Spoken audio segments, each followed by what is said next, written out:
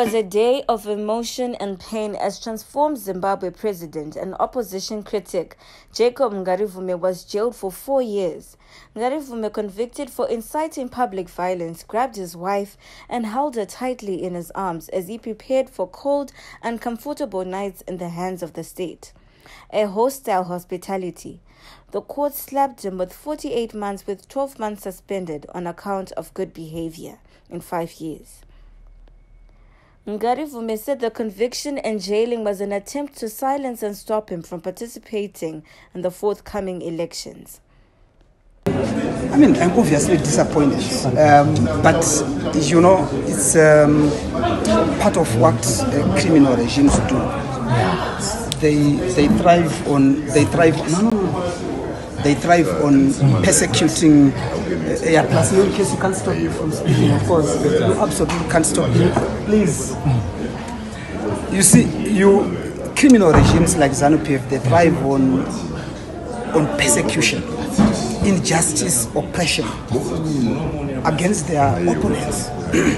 You know, they obviously don't want me to be a participant in the next elections, and they've been saying that over and over. But we remain very resolute, and our resolve is unshakable. We absolutely understand what they want to achieve. They want to silence all voices of dissent in this country. And, you know, it's not only myself, Honorable Job Sikala, you know, Hopewell and everyone, all those people who are speaking truth to power, they want to make sure that they go to prison. And they want to build a case whereby they are the only voice in this country. And we will not allow that. It is that spirit which pushed our nationalists to go and fight for the freedom of this country. They refused to join the rest of the people who felt probably at that time that it was not appropriate to speak out against an evil regime like Smith's.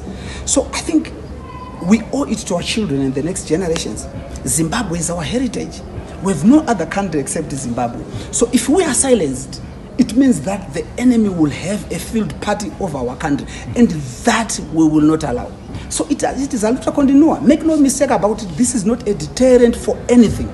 We will make sure that we stand for the truth, for what we believe, our convictions. We are strong about our convictions and we stand for them. My legal team here was just updating me that we will make an appeal, they will file an appeal next week to the High Court, and of course they will also apply for bail pending appeal. That is welcome. And of course, should that be granted and we are out, there's no going back, because there's nothing unconstitutional about what we are doing. It's not a criminal offense to be a political leader in this country. That's right. Love Momaduku said he was disappointed with the outcome and will be challenging the ruling at the High Court. We're looking at the sentence. The court rejected our plea for a fine and decided that the most appropriate and the only appropriate sentence was imprisonment. Then they imposed an effective imprisonment of 36 months, which is 3 years imprisonment. It's actually 4 years imprisonment with the 1 year suspended. So he has to serve an effective 3 years imprisonment. Of course, with the in prison they will have this remission of another 30, so approximately 2 years. So what it means is clear that we would really take the matter up. Those who were in court saw that I think the court rejected over 3 or 4 applications that we made. So we will be filing, we've been given instructions to file an appeal, and I'm instructed by Mr. Nkomo here who is instructing me. So we are filing an appeal on Tuesday.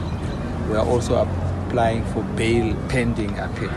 So we expect our client to be out and be a free person in the next week or so. We believe that the High Court will certainly not uphold the conviction. That's our belief. We are very confident about that. There is everything wrong about the conviction. Even if the High Court were to uphold the conviction, we also believe that the sentence of 36 months, effective sentence, is outrageous by any calculation. When we say something is outrageous, is you cannot send a political leader to prison for 3 years for merely tweeting what you consider to be an incitement. Of course, the message must be sent out there, but this particular sentence is completely outrageous in our view, and we don't think that the High Court will uphold it. And that's what we can. So we respect the judgment of the court, but we must make it very clear as his legal team that we are very disappointed by it. So there's a world of difference between respecting a decision of a court and expressing what you feel about it.